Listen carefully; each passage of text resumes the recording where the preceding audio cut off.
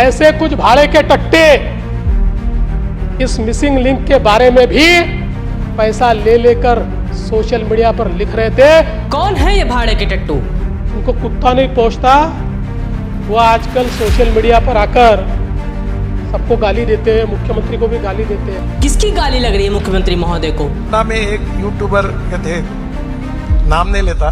गडकरी साहब किसको गधा कह रहे हैं? दरअसल ये उन लोगों को कहा जा रहा है जिन्होंने सरकार से सवाल किया, शासन की नाकामियों पर प्रश्न चिन्ह खड़ा किया। जनाब, इस देश में एक तरह का भ्रम चल रहा है, वहम चल रहा है। अब ये वहम या तो राष्ट्र की 140 करोड़ जनता को है या फिर शासन की कुर्सी पर बैठे सत्ताधीशों को।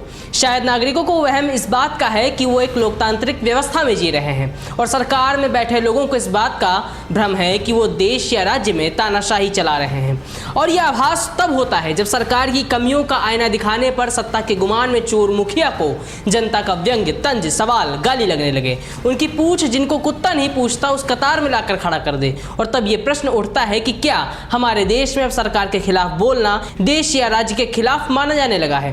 किसी मंत्री, मुख्यमंत्री या फिर प्रधानमंत्री से सवाल पूछना इस देश में कब से अपराध की श्रेणी में आ गया है? क्या मिनिस्टर, सीएम, पीएम के कामों की गुणवत्ता पर प्रश्न पूछने वाले अब भाड़े के टट्टू हो गए हैं? आखिर क्यों सरकार को हर सवाल पूछने वाला व्यक्ति विपक्ष का लगता है, देशद्रोही, राजद्रोही या गधा लगता है? नमस्कार, मैं हूं दीपक वर्मा, आप देख रहे हैं तरुण मित्र और आज का मुद्दा है लोकतंत्र का वहम या फिर सत्ता का घमंड। जी हां, लोकतंत्र वहम ही लगता है जब एक सरकार का मुखिया सदन में खड़े होकर प्रश्न करने वालों को भाड़े का टट्टू कह दे, अपनी आलोचना को राजद्रोह करार देने लगे। ये सत्ता का अहंकार ही लगता है जब इस देश का केंद्रीय मंत्री अपनी समस्या बताने वाले वोटर को गधा कह दे और उसकी शिकायत मंत्री महोदय को गाली लगने लगे। ये शासन का नकारापन ही झलकता है जब कोई जनप्रतिनिधि ये कह दे कि खुद बना लो ना सड़क। बीते दिनों सभी ने देखा कि किस तरह से मानसून की पहली बारिश में ही देश में करोड़ों की लागत से बने लगातार कितने ही इंफ्रास्ट्रक्चर ध्वस्त हो गए। इसी क्रम में जब महाराष्ट्र में 7,000 करोड़ की लागत से बना मुंबई पुणे मिसिंग लिंक 40 दिन में नहीं टिक सका और बुरी तरह क्षतिग्रस्त हो गया तो सवाल तो बनता ही है। लेकिन उन सवालों पर महाराष्ट्र के मुख्यमंत्री देवेंद्र फडणवीस क्या कह रहे हैं वो देखिए आप। जिनको कुत्ता नहीं पोंछता वो आजकल सोशल मीडिया पर आकर सबको गाली देते हैं, मुख्यमंत्री को भी गाली देते हैं।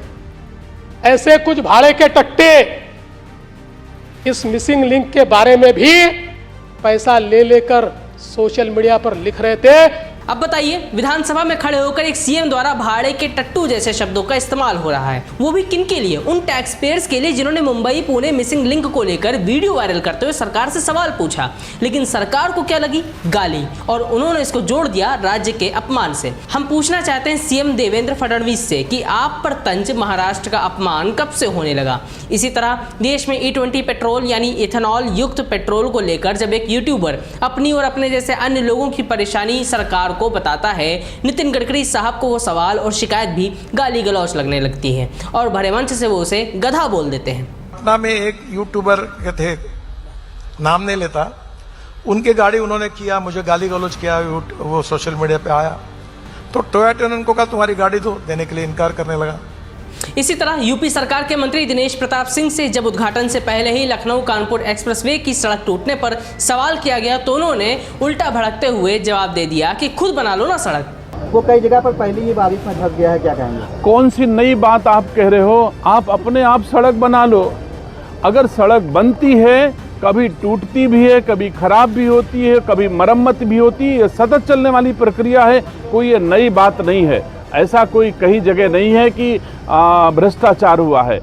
यानी कि कुल मिलाकर हालात ये हैं कि सरकार सवाल से चिढ़ती है, शासन की आलोचना उसे गाली लगती है और फिर वो उसे देशद्रोह या राजद्रोह में बदलने का प्रयास करती है। लेकिन हम सत्ता से जानना चाहते हैं कि आपको कौन दे रहा है गाली और कौन दे सकता है? आपकी निजाम है, आपकी हुकूमत है, कोई भी आप पर पर्सनल अटैक करता है तो आप डलवा दीजिए ना जेल में, और डलवा देते हैं आप जेल में। जबकि ये वही देश है जहाँ प्रधानमंत्रियों को मौनी बाबा कहा गया, कठपुतली कहा गया, चोर कहा गया। आज की सत्ता वाले लोग पिछली सत्ता के बड़े बड़े नेताओं को, यहाँ तक कि देश के पहले प्रधानमंत्री तक को क्या क्या नहीं कह देते, लेकिन कोई कुछ नहीं कहता, क्योंकि ये लोकतांत्रिक व्यवस्था का एक फंडामेंटल राइट है। सवाल करना, आलोचना करना, जिनको वोट देकर सरकार में पहुंचाया है उनसे जवाब की उम्मीद रखना, और ये सारी स्वतंत्रता राजद्रोह या देशद्रोह में नहीं आती। और ऐसा हम नहीं, न जाने कितने बार ये बातें इस देश की अदालतों में दोहराई गई हैं। अभी हाल ही में फिर से बॉम्बे हाई कोर्ट ने सरकार के फैसलों का विरोध करने वाले एक व्यक्ति के खिलाफ की गई पुलिस कार्रवाई को रद्द करते हुए कहा कि लोकतंत्र में नागरिकों को सरकार का गुलाम नहीं बनाया जा सकता। कोर्ट ने पूछा कि बीजेपी मुर्दाबाद या अमित शाह मुर्दाबाद जैसे नारे क्यों नहीं लग सकते। ये क्या है? सभी नागरिकों को भारत सरकार का गुलाम बनाया जा रहा है। वे विरोध नहीं कर सकते, आंदोलन नहीं कर सकते। अगर लोग विरोध करेंगे तो आप उनके खिलाफ केस दर्ज कर देंगे। विरोध करना नागरिकों का अधिकार है। लेकिन बॉम्बे हाईकोर्ट की इस कुछ दिन ही पुरानी टिप्पणी को देवेंद्र फडणवीस ने शायद नहीं सुना होगा, या फिर अब जानते हुए भी सत्ताधारी जानबूझकर अपनी आलोचना को देश के या फिर राज्य के अपमान से जोड़ देते हैं ताकि लोग सवाल करने में डरें। और ऐसा नहीं कि ये केवल बीजेपी का हाल हो, ये घमंड किसी पार्टी का नहीं है बल्कि कुर्सी का होता है, जो पार्टी नहीं बल्कि सत्ता की कुर्सी के साथ बदलता जाता है। लेकिन आज इस देश के अधिकतर राज्यों में चूंकि बीजेपी का शासन है, डबल इंजन ट्रिपल इंजन की सरकार है, तो जायज़ सी बात है कि ज़्यादातर कटघरे में वही खड़ी होगी। फिलहाल हम चाहते हैं, देश यही चाहता है कि सरकार चाहे किसी भी पार्टी की क्यों ना हो, सत्ता का चरित्र जनता के प्रति जवाबदेही का होना चाहिए। शासन की आलोचना, शिकायत, तंज सरकार को उसका रिपोर्ट कार्ड लगना चाहिए, ना कि गाली। और एक आखिरी बात, सरकार को और उनके मुखियाओं को ये बात ध्यान रखनी चाहिए कि उन्होंने देश या राज्य की जिस शक्ति को अभी धारण किया है वो उसे जन्म से लेकर नहीं आए, बल्कि उन्हें इस देश की जनता ने थमाई है, वो भी कुछ समय के लिए, जो उनसे छीनी भी जा सकती है। देश उनसे नहीं है बल्कि राष्ट्र इस भूखंड के वोटर्स से है।